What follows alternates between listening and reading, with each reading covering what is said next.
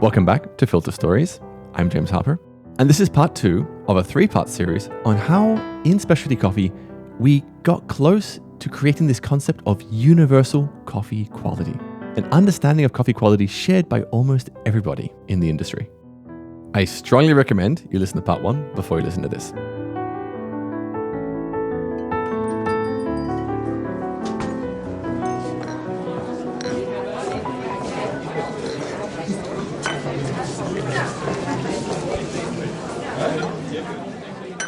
Okay, so I consider myself a coffee professional. Maybe you are too. And if you're not, let's pretend you are. Imagine you and I, we're sat at a bar and talking coffee stuff. And then a non-coffee person, they come along and they strike up conversation with us and they ask us at some point, what is the best coffee? You and I would probably interpret that question as meaning, which is the highest quality coffee? And you and I would probably be also quite close as to our understanding, our definition of what is a high quality coffee. From a sensory point of view, we would say it is a coffee that is juicy, clean, sweet, a lovely acidity, distinctive, pleasurable, aromatic notes. And you and I would also be pretty similar as to what we like to drink. All of us would enjoy that type of coffee. Isn't that a remarkable thing? That stranger at the bar who approached us, that outsider would probably walk away from that conversation thinking, wow, there is no ambiguity as to what is a high quality coffee. It would appear to them that coffee quality is universal. This is just what is great coffee. It is set in stone. This is one of the remarkable legacies of the 2004 cupping form from the SCAA, also known as the Q form. It is one of the major reasons we are so aligned in our preferences, in our definitions of quality. It is because for the last 20 years, we have lived in a world shaped by the 2004 cupping form. All the specialty coffees we've drank over the years, most of them will have been graded by some variation of the 2004 cupping form. And by engaging in a coffee world shaped by this form, we have trained ourselves, perhaps even subconsciously, to enjoy the sorts of coffees that are awarded highly by this form. But what the 2004 cupping form did was just draw a line in the sand for defining quality. And I was curious to know, why that specific line in the sand? I mean, depending on how this form was created, maybe actually what we would have aligned on what we like and what we define as quality over these last 20 years would not be juicy, clean, and sweet. Maybe it would just be coffees which have really big body. Maybe we'd focus entirely just on balance and downplay the importance of acidity. Perhaps it would be primarily the absence of bitterness. Why this specific line in the sand?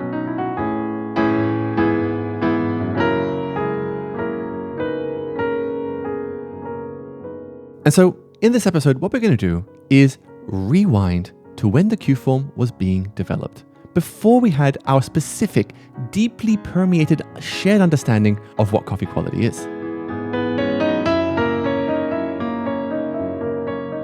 This form had to create a system that would define quality coffees. And for me, an important question is, how universal is it? Is a high quality coffee, a situation where you give a high quality cup of coffee to anybody in the world and they say, wow, that is amazing, exceptional. Is this a notion of quality that appeals to every living person on Earth? Did the form's creators do these mass market consumer surveys to figure out what exactly people love and think is high quality and then built the form around that? Or is it actually a flavor experience prized by a very small group of people in a very specific time and place in history? Well, let's look at how the form was actually developed in the late 90s. And I think we can learn so much by going back to the story of George Howell as he was creating the first ever Cup of Excellence competition in Brazil.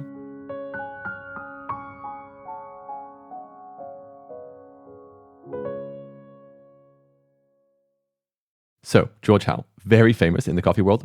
We heard from him in part 1 when he described how back in the 70s, knowing nothing about coffee. We were kids in a sandbox. He was just learning and trying to discover what made specialty coffees unique from commodity coffees. Sweetness. Sweetness is number one. Acidity. Without that acidity, everything becomes flat. Many other things too. The roastery and cafes that George started back in the 70s, fast forward to the 90s, he sells his specialty roastery and cafe business to Starbucks. And then he was involved in different projects here and there, and he saw there was this problem in the specialty world. A classic chicken and egg situation. There wasn't very much specialty coffee in the first place because producers didn't want to produce it. Growing specialty, it costs more, but roasters weren't willing to pay more because in their minds, the coffees weren't different enough from what they could get for cheaper. But George found the fix. It dawned on me finally, we can do a competition. Let's create a competition to find the best coffees grown in a country and then sell them for high prices in an auction. And so George helped to organize the first ever Cup of Excellence in Brazil, where a group of buyers from Asia, Europe, and the States, they all flew into Brazil and made their way into the heart of coffee growing country, Minas Gerais, in the small city of Lavras. And they'd come in on a Saturday or a Sunday at the hotel, designated hotel, and food, everything was taken care of, and they would leave the following weekend. And there they would taste the finest coffees grown in Brazil that year. So they would spend 5 days cupping. And then whittle them down to the top 10. We start with, let's say, 40 coffees on Monday, right? Monday and Tuesday. Now, after that, you're down to maybe 25 coffees on Wednesday. Now you recup those 25 again. Then you're down again, and by the time of Friday, you pick the top 10, and you're cupping those.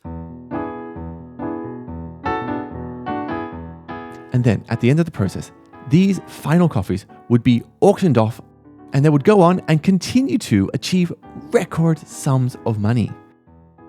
Since this first Cup of Excellence in Brazil 25 years ago, the auctions have returned well over $80 million to farmers. The winning coffee in a recent Cup of Excellence in Ethiopia achieved over 800 euros per kilo. Roasters who buy Cup of Excellence coffees proudly put this Cup of Excellence sticker on their bags to show the world that they are the flagship, the bleeding edge of coffee quality in their community. Simply put, the Cup of Excellence represents what many in the specialty coffee community regard as some of the highest quality coffees in the world.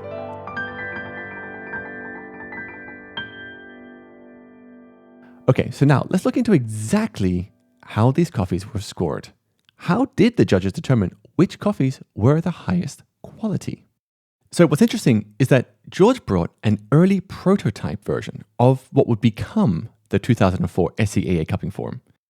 What we have here is a story of how the prototype form came together and evolved to what would become the final version.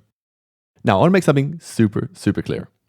George is just one of many, many people, all working around the same time, trialing out, developing this form. As Rick Reinhardt, the former CEO and executive director of the SCAA, mentioned to me. And it was a pretty well workshopped. There's a lot of input from a lot of different corners, a lot of disagreement. I will say that the final product is largely a reflection of the vision of Ted Lingle with some concessions on his part, and then lots of places where he didn't make concessions. Anyway, the point I'm trying to make is George did not single-handedly create the 2004 cupping form, but I think it's fair to assume in his story, we see the same issues everybody at the time was grappling with.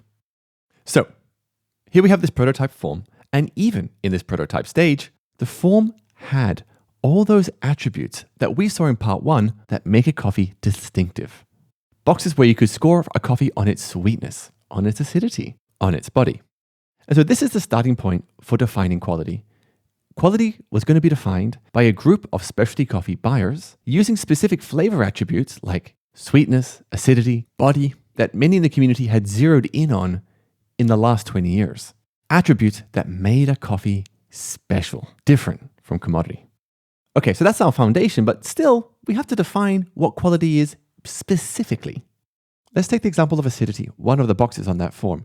What does a 10 out of 10 on acidity actually mean? And early in the form's development, acidity body were being measured by their intensity. Acidity was being measured by its intensity only. So a 1 out of 10, you can barely taste the acidity. 10 out of 10, bam, lots of acidity. And although scoring acidity on its intensity was in the initial thinking when constructing the form, that's not where it eventually landed. Because as we all know intuitively, more acidity doesn't mean better. But it was not usable in Brazil. And so as George and all the other judges are trying to decide what does a 10 out of 10 actually mean when it comes to acidity, George himself is influenced by some wine books that he's reading at the time, and also, in particular, what a Japanese coffee buyer is telling him during the cupping. Back in those days, it was not this scientific silence. You will not talk to anybody to your right or to your left, but keep your thoughts to yourself. We related to each other in whispers and stuff like that, not to make noise.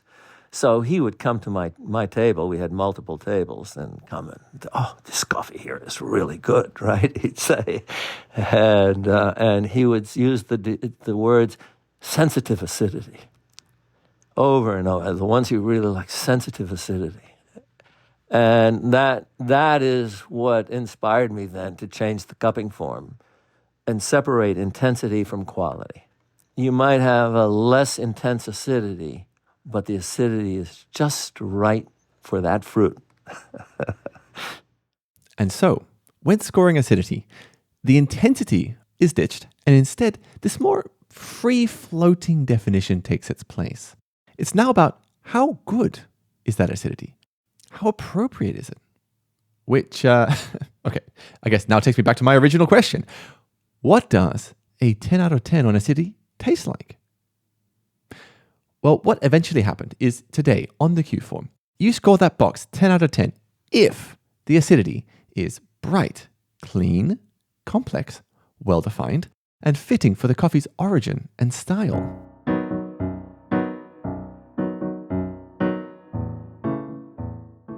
Basically, a high-quality coffee has acidity. And what kind of acidity and how much kind of depends on the coffee, but it has to have acidity. This is what is hard-coded into the 2004 cupping form. It becomes the definition of quality. And then that definition of quality gets exported around the world and becomes set in stone almost because of the Q program and the many thousands of coffee professionals who go through it. But now, let me show you why this is actually just hard-coding a preference. Why this definition of quality is not universal. It's just what a particular group of people like to drink.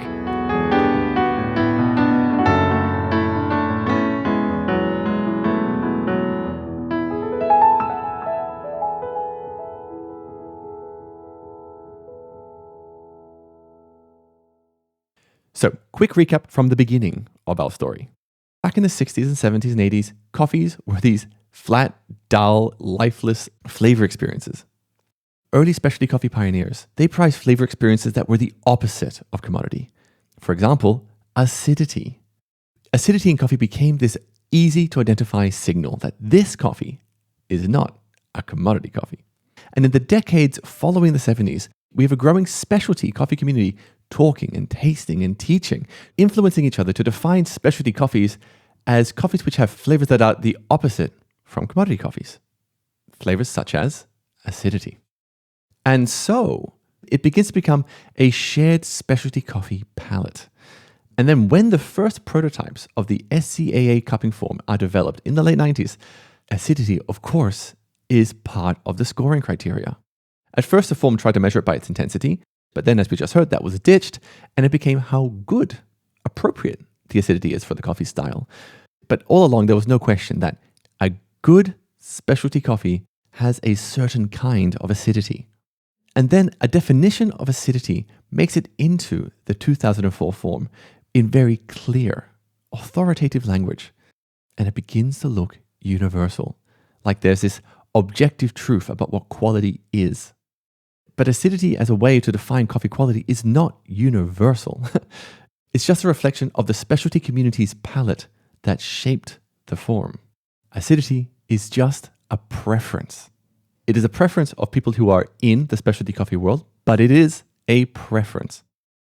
And that goes for most of the rest of the form too. In fact, When I was speaking with George, what I found so fascinating is that when he was prototyping what would become the 2004 form, he made sure that the definition of quality was a straight up reflection of the preferences of the judges in the room. The final score out of 100 is pure personal preference. He gave me the smoking gun evidence for this. The scoring was interesting too. Okay, so you'd have the majority of your cuppers, and we had 20 people plus, right up to 24. And they tend to, many, not all, would go somewhere between 84 and 87 points, right? And then we would, after every session, after that 1 hour, we would go to another room to discuss those coffees while the setup was being made for the next round. And we would always start with, okay, how many people scored coffee number 1 over 90 points? And hands would go up. Sometimes a lot, sometimes none, or 1, right? And then I just pick 1 or 2 people and say, why? What'd you get? Right? And they would describe it. And then you'd get people who would say, well, I gave it an 86, but the adjectives they were using was, it was delicious, or it was great. And immediately I would go, then why did you mark it 86? Why isn't it more than that, right? And others would say a particular coffee was really bad, and they'd give it an 84. And I'd say, why? Why didn't you give it 70-something or even less if that's what you thought? But so you're trying to get people to step out, to take a chance, to express, right? That's what it's all about. Yeah, and ultimately the number, a representation of how much they like it. Yes, exactly. Exactly. Look at the wine industry. George treated these quality scores as they were being treated in the wine world, from which the 100-point scoring system was actually borrowed. In the wine world, a wine expert will rate a wine out of 100 how much they like a wine. And so consumers, if they like the same sort of wines as this expert does, then they could see how much they would enjoy it too. And that's exactly what the Q form is. If you like the same sort of coffees as this group of coffee buyers did 25, 30 odd years ago, then the quality score produced by the Q form, it's great for you. Just like in the wine world, you can kind of treat the Q form like a wine expert where you share their taste preferences. And so if they rank it highly, you are going to like it too. But that's not how the form is used in the specialty coffee world. We don't say to people, hey, if you share my preferences, then this form is for you. In all my years in specialty coffee, I've never heard that. Instead, what I hear is we talk about quality as this abstract notion that kind of floats above all of us, even though quality is just the preferences of the specific people who made that form. What I find so interesting about this story is how we use language. When we use the word quality, it sounds objective, like it's beyond preference. It's universal. It feels so much more authoritative, but it's misleading. What if we'd use the word that was closer to the truth instead? What if instead of using the word quality, we actually use the word preference? Well, then we have to acknowledge that different people like different things. And coming back to the example of acidity, this cherished marker we cling onto because it's what defines specialty coffee. It's what makes a coffee different from commodity coffee. We have to acknowledge that other people may not share our preference for that. And the brutal truth is, many don't. Consumers don't necessarily like the sort of coffees that the Q form ranks really highly. Coffee quality, as produced by the Q form, is the averaged preferences of a group of coffee experts. But these preferences may not be, and are often not shared by many consumers. There is mounds of evidence from academics looking at the wine world and a growing body of evidence of academics looking at the coffee world that proves this point. I even had the privilege of speaking to one of the leading researchers in this field, Professor Helena Hopfer. She has conducted dozens of studies trying to answer questions like, what is quality? Who judges quality? And to what extent do consumers agree with the experts? And this is what she finds in her research. Coffee buyers, look, they are the experts. They taste a lot of coffees. They have a lot of experience. But consumers don't have this level of experience. As a consumer, doesn't have this experience, maybe doesn't pay that much attention, and might still like this coffee that an expert says isn't good. But it doesn't mean that a consumer is wrong. Consumer just hasn't had all of these experiences. Consumers like coffees that experts don't like, and vice versa. Very often, consumers don't like the wines that experts like. Consumers go to the supermarket, they see a wine which has won an award. It has an image of a gold medal on the bottle. And you're like, okay, I go for a gold medal. And you bring it home, and it may not be what you're looking for, right? You might not like it. Now, your position might be that, the consumer is wrong. They need to go down the path that I, as an expert, have gone down on. They need to taste lots and lots of coffees. They need to train themselves to my level. I mean, for some consumers, absolutely. They're doing it. They love it. But let me tell you, from what I know about consumers, their enjoyment of coffee has very little to do with the flavors in the cup. And to be brutally honest, for me, sometimes that's also the case. It's the decor of the shop. It's latte art. And if they are interested in flavor, a high quality flavor for them may not include acidity at all. I had a fascinating conversation with the sociologist and philosopher Kenneth Lieberman, who wrote a book, Tasting Coffee, An Inquiry into Objectivity. He did a lot of studies himself, giving specialty coffees to consumers. And this is what he learned. People who are not into these unique coffees, it's more important to them that their favorite newspaper is sitting next to them or that their favorite cup is being used. I mean, they have their routines, but the tongue doesn't play that major a role.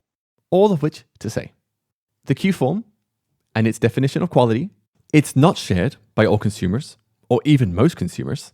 And frankly, most consumers don't even care about flavor in the first place. So to recap, when it comes to definitions of quality between consumers and experts, you could give consumers a coffee that the 2004 form ranks super highly, 90 points, and some or many may not like it. And that's assuming they even bothered to pay attention to the flavors in the first place. But also, there is a big disparity as well between the experts. The experts themselves also have different preferences. The 2004 form might force them to converge onto a single definition of quality, but it may not be what they actually personally like to drink. This has become so apparent in the coffee industry that in the last 5 years or so, the SCA, the Specialty Coffee Association, this is the bedrock of their position. Different people like different things. Quality is not universal. In fact, quality is not even necessarily about flavor. It's about a coffee's attributes, many of which could have nothing to do with flavor. For example, is the coffee organic? Here's Peter Giuliano, the Chief Research Officer of the SCA, making this point very clear in a tutorial video. To begin with, we must recognize that different individuals, whether coffee producers, tasters, or consumers, will value different attributes differently. Individuals have different needs and expectations, especially in their food and their drink. This is my point. Quality, as defined in the 2004 cupping form, is not universal. It is just the preferences, averaged out, of the particular people who made the form back in history. Now you might feel like I've been banging this drum for a while now, and you're thinking to yourself, and so what?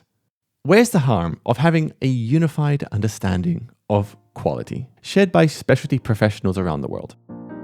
What's the harm in that? Well, indeed, there are many benefits. If you run a roastery, it's great. It gives you a way of understanding what kind of coffees are in the market that you might want to buy. It helps you calibrate your team. And whether you want to use it or not, at least as a definition, it's out there, like a standard. And it's always helpful to know where you stand relative to a standard, especially when the standard can be so clearly defined. And look, for the farmers who had the money to do the very expensive Q certification, they were able to articulate and think about quality just like their buyers are, which is always tremendously helpful in sales.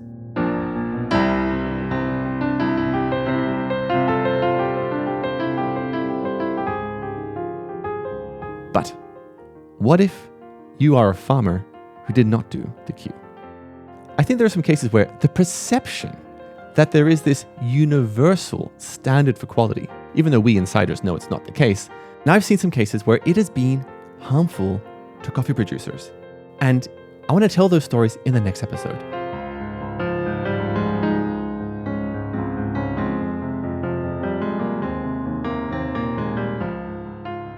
I know for so many of you, losing this shared standard for coffee quality feels like a huge loss. Why get rid of it?